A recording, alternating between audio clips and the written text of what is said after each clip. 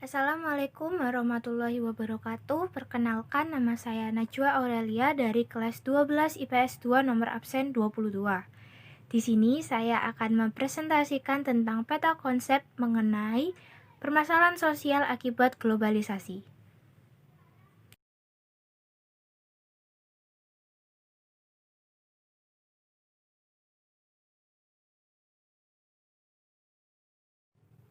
Pertama, saya akan menjelaskan tentang globalisasi. Pengertian globalisasi merupakan proses perubahan mendunia tanpa mengenal batas wilayah, di mana perubahan ini mencakup dari berbagai aspek kehidupan, bukan hanya aspek besar seperti liberalisasi, ekonomi, politik, namun juga fenomena yang terjadi dalam kehidupan sehari-hari. Contoh globalisasi adalah kemajuan teknologi.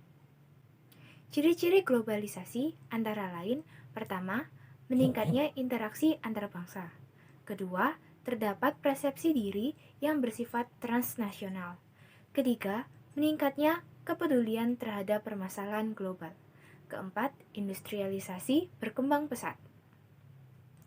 Reaksi masyarakat terhadap globalisasi dibagi menjadi dua. Yang pertama, pro-globalisasi atau keadaan di mana masyarakat mendukung terjadinya globalisasi. Hal ini terjadi karena masyarakat beranggapan bahwa globalisasi dapat meningkatkan kesejahteraan dan kemakmurannya. Yang kedua adalah anti-globalisasi, yaitu merupakan keadaan di mana masyarakat menolak atau menentang terjadinya globalisasi. Hal ini karena masyarakat menganggap bahwa globalisasi akan mengubah pola pikir yang berorientasi pada modal, sehingga masyarakat terus berupaya untuk mengeksploitasi alam dan menjadikannya sebagai objek. Dampak globalisasi sangat berbagai macam. Contohnya, dalam bidang sosial budaya adalah dikenalnya budaya Indonesia oleh bangsa lain. Dalam bidang ekonomi, yaitu kemudahan dalam kegiatan ekspor-impor. Dan dalam bidang politik, seperti meningkatkan hubungan diplomatik antar negara. Permasalahan sosial akibat globalisasi dibagi menjadi dalam dua tingkatan, yaitu lokal dan global.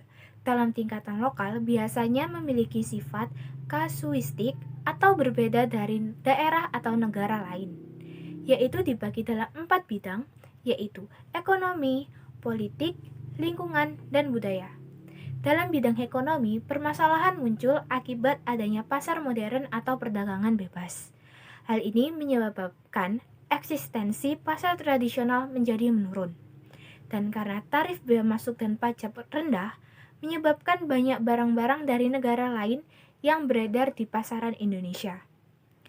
Karena memiliki harga yang lebih murah daripada produk dalam negeri, sehingga menjadi permasalahan pokok bagi para pelaku ekonomi khususnya pedagang. Dalam bidang lingkungan, yaitu masuknya perusahaan transnasional untuk membuka cabang di Indonesia atau perusahaan asing yang melakukan investasi untuk mengembangkan produknya. Hal tersebut mendorong peningkatan pembangunan sejumlah pabrik di setiap daerah. Terjadinya industrialisasi tersebut menyebabkan terjadinya pencemaran air, tanah, dan udara akibat limbah pabrik. Dalam bidang budaya, yaitu terkikisnya budaya tradisional dan tergantikan oleh budaya populer atau asing. Hal ini terjadi karena budaya tradisional cenderung bersifat terbatas, sederhana, kolektif, dan terkadang memiliki logika tersendiri. Di mana hal tersebut berbanding terbalik dengan budaya asing yang cenderung luas, bebas, dan mudah diterima. Dalam bidang politik, contohnya adalah terkait pemberian kebijakan pembangunan melalui kerjasama investor asing atau industri transnasional. Pemerintah daerah lebih peduli properti dan keuntungan perusahaan asing dibanding hak-hak masyarakat lokal. Permasalahan sosial akibat pengaruh globalisasi di tingkat global yaitu pertama, neokolonialisme. Praktik neokolonialisme berbentuk pengaruh kuat dari investasi, intervensi negara-negara maju terhadap negara-negara berkembang di berbagai bidang seperti ekonomi, politik, sosial budaya, dan hukum. Akibat neokolonialisme, Suatu negara tidak memiliki kedaulatan menetapkan kebijakan bagi negaranya sendiri. Negara yang mengalami neokolonialisme memiliki ketergantungan sangat tinggi terhadap negara-negara maju. Contoh neokolonialisme adalah banyak pusat perbelanjaan modern dan hotel di kota-kota besar. Yang kedua adalah budaya populer. Budaya populer adalah budaya selera pasaran yang cenderung mengeksplorasi kesenangan, tidak memiliki nilai substansial, namun digemari banyak orang. Diterimanya kebudayaan luar mendorong perubahan gaya hidup masyarakat. Perubahan tersebut dapat mengakibatkan perubahan tren berpakaian, gaya rambut, dan cara berinteraksi dan penggunaan bahasa sehari-hari. Gejala sosial tersebut dapat berpotensi memudarkan identitas dan rasa cinta budaya asli Indonesia. Masyarakat yang gemar atau ikut meniru budaya populer akan mudah mengesampingkan bahkan melupakan budaya lokal. Yang ketiga adalah konsumerisme.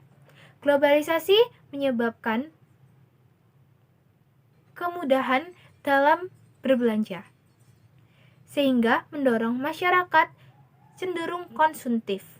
Maraknya toko daring yang dapat diakses melalui gawai mendorong masyarakat tergiur untuk melakukan konsumsi.